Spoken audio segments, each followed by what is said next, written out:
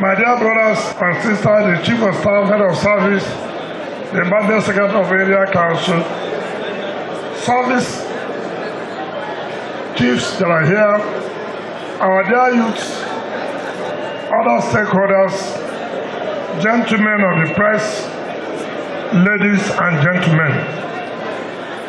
Let me thank in particular the Buhari youths and the Municipal Council youth for the large mobilization to participate in this, for saying that you prefer to dialogue, you prefer to talk to each other instead of going to the streets. That shows your maturity, that shows your understanding and support for the administration. Let me say this clearly. I did say yesterday in Kwale. On Saturday, I told the people of Amak when they requested for the establishment of youth secretariats. I said, take it for granted. I know that when I meet Mr. President, he will approve. Yesterday, while at Kwale, I repeated what I said. I want to bring you good news.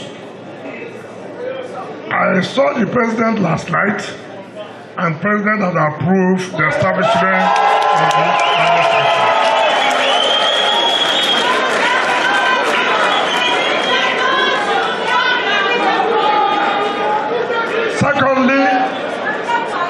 Secondly, I also tabled the issue of the Public Complaints Commission.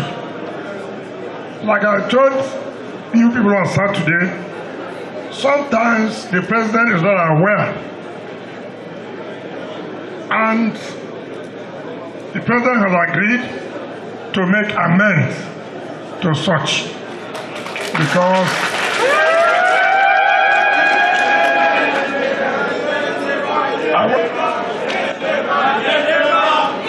so, let me also tell you this.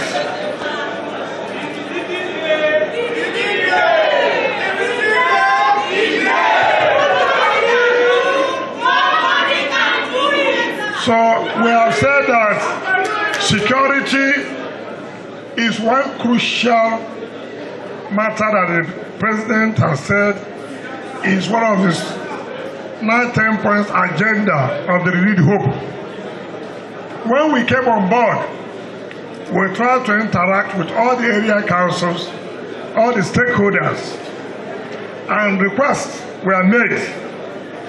I want to tell you, we have approved the building of police stations in each of the area councils again.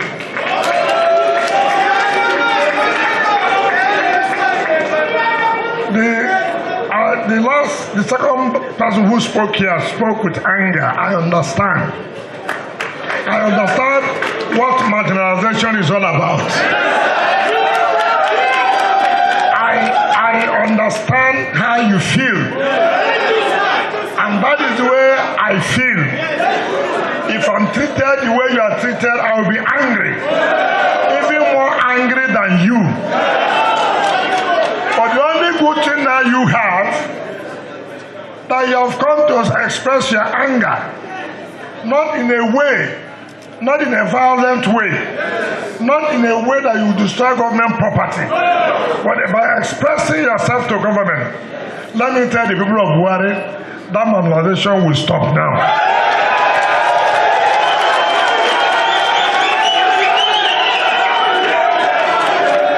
In the next few days, I'm going to make some appointments. I'll give Buhari some special interest.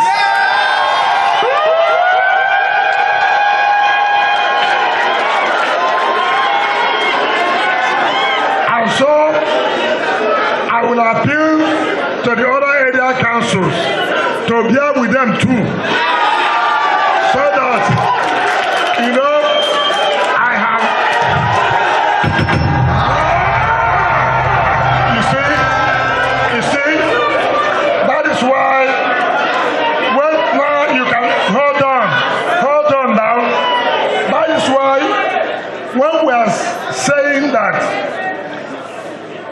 one good talk, what is good for you is also good for him. And that is why when we are saying people thought it was a joke, you can now see that there's nothing like, nobody likes injustice. Yes. Isn't that true? Yes. We like equity. Yes. That's why the doctrine of Yendeba.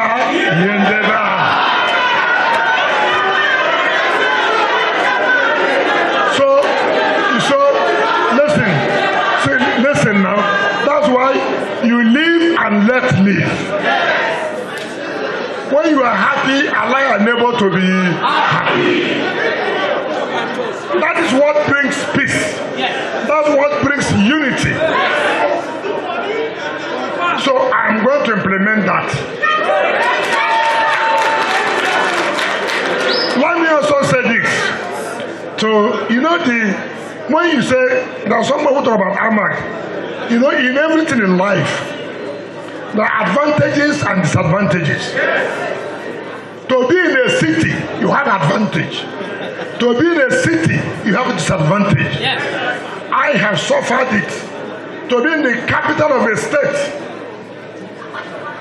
To be in the capital of a state. That's the disadvantage you have. And if you look at the law, by the time Abuja was established, everything about land went to the hand of federal government. That's the problem. I come from where I didn't have one plot to build land, to build house. Where I come from, my own land I have to buy. That is disadvantage of being a capital. It's a disadvantage. That's why you see most people run away. So when you are saying you're from a city, fine. You will also suffer what those who are in the city suffer.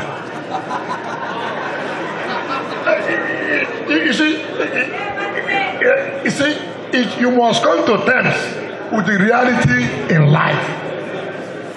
When you go, you begin to boast to your friends. Do you know that I'm from the city called Abuja? You know? Come on, go to Abuja. You're a bushman. Yes, he's a bushman. We have agreed he's from the rural area. You are from the city. Meanwhile, you have nowhere to live. You have nowhere to farm. These are the things. I agree with you. The issue of land is a problem in Abuja. Even as I sit as the minister, it's like when you're a minister, what you came for is to just allocate land. Out of 20 problems on my table, 18 land. And I ask them, if these lands are unallocated, where will the inhabitants stay? Where will they stay? So don't think you are more worried. I am worried. And I'm going to fight it. I'm going to fight it. So don't worry yourself. You have somebody who will stand by you. You have somebody who will stand with you, because I know what it means. My happiness is that it is good for dialogue. I've been talking with the military. I've been talking with all other agencies of government. Let us do it the diplomatic way, not by carrying gun. And so I appreciate you for your peace. Continue to maintain that peace. You will get justice at the end of the day. You talk about resettlement. You talk about resettlement. Economic tree. My brother, under economic tree, there's a price fixed. It's not me, it's the law. Nobody buys economic tree. It's unfortunate. They didn't make it because it is Abuja. No. It's all over. It's all over. What is applied in Port Harcourt is what is applied here. The rates are there. When I came, when we are doing this second runway, those communities there and the Ministry of Aviation, they couldn't settle because of the rate. Now, when we came down, the community thought that we are buying land. Government does not buy land. Government does not buy land. What government pays for the economic trees? So if you think that if you have one tree, you look at it, if I go and sow this tree, I will make money. I agree. But the government will find, for this, what is paid is 50,000 naira. I cannot change it. I cannot. That's where I'm coming to, is hunger. I'm coming. I went to Gwagwalada. What's that road we came from? Papa Nkoro. If you know where I went to the road, how can we not talk about hunger? Even when you go to farm, how do you bring the produce out to the market? No road. I was surprised. And that place, you will see farm everywhere.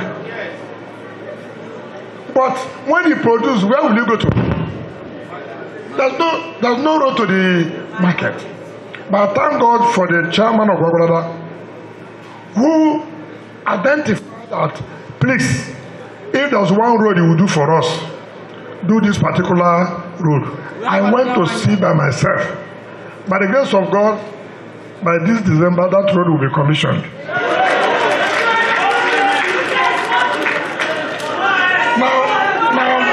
Now, listen. Things were bad in this country. Things were bad. It's not going to be magic. There's no miracle. We must put policies down that will try to write things where it's supposed to be. But in doing that, that's why we are suffering like that. In doing that, to get to where we should be, for things to be right, that's why it's hurting. But it's a sacrifice we have to make to get things right. I know that stomach is impatient. But once a hungry man has no patience, do you understand that? Once you are hungry, do you have patience? But what is important for this government is that are they willing to solve this problem of hunger? The answer is what? Yes. If this government is not, I will not participate in the government. I don't join what will not work. I know where I'm coming from. And that is why I didn't want to send anybody to come and talk to you. That's why when we are talking about modernization, those ones that can be done immediately, we are going to do it. This one that will take from time to time, be patient with us. We will write it. The president has the capacity. He has never denied that there are no challenges.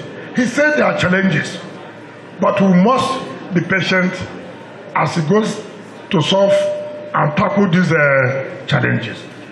And you have shown commitment by saying, yes, you are willing to continue to give the support.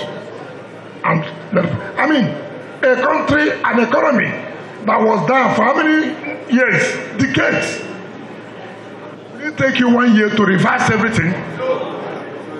It's unfortunate. But God knows all of us will feel for you.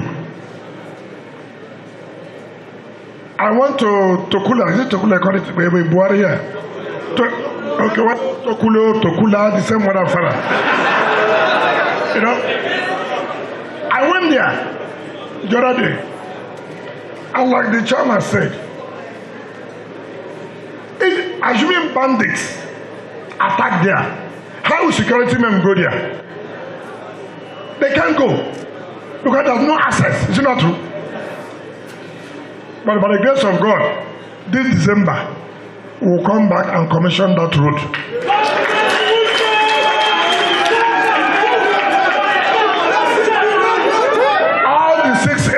councils that we made promise and that the roads are under construction. Tomorrow I'm going to Kwali to go to Kaita, Yebu, or whatever, Yebu, Kweta, and then we'll go to Soku. All those roads will be commissioned all this December.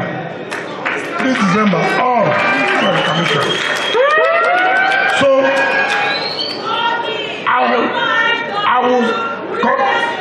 let me tell you what we'll do. We will sit down, we'll be having this interactive session with the youth so that we know where we are and where we will go next. Because without this interaction, you may not know where government is, and government may not know your own immediate problems.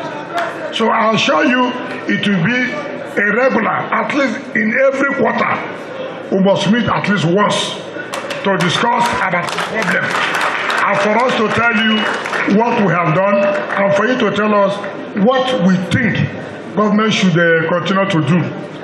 Yesterday we talked about Youth Development Fund, and we say by the time we appoint the mandate secretary, he will come up with a program. How do we empower the youth? And in doing that, not only empowering them by giving appointment, but we should also train them how to be on their own entrepreneurs. Give them money to set up their own small business.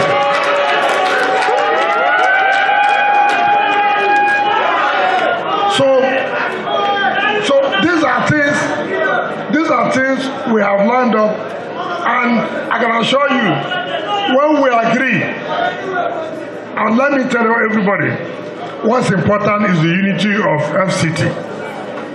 Let me also say this. I want to advise you. You see, Abuja is Nigeria. While we recognize the indigenous, do not discriminate against non-indigenous. I will advise you, that's the only way we can make it.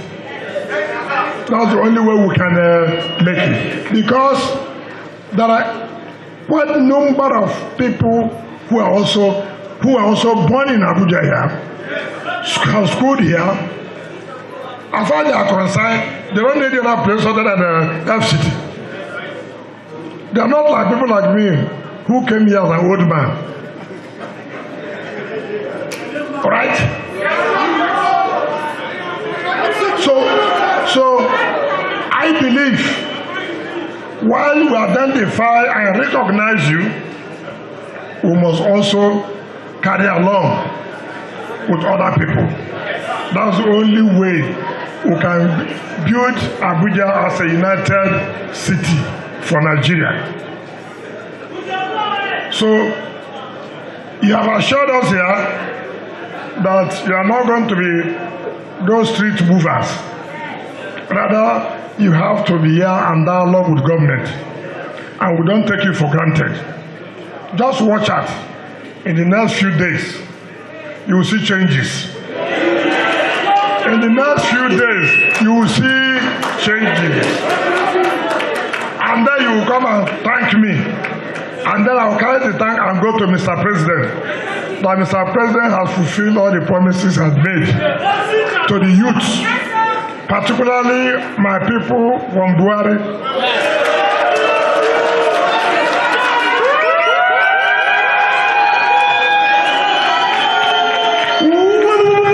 You see that? You see, now, these other people are jealous now. You see how this world is. The last is the best. And you see, because this is my last engagement with the stakeholders. So I am now a son of Buhari. So anything that affects you affects me. So I don't want anybody to go out on the road. Will you go out on the road? Are you joining them for the protest? Are you joining them for the protest? So you want us to talk? You want us to talk? We must talk. We'll continue to talk. And then we'll find solution. Thank you, and God bless you.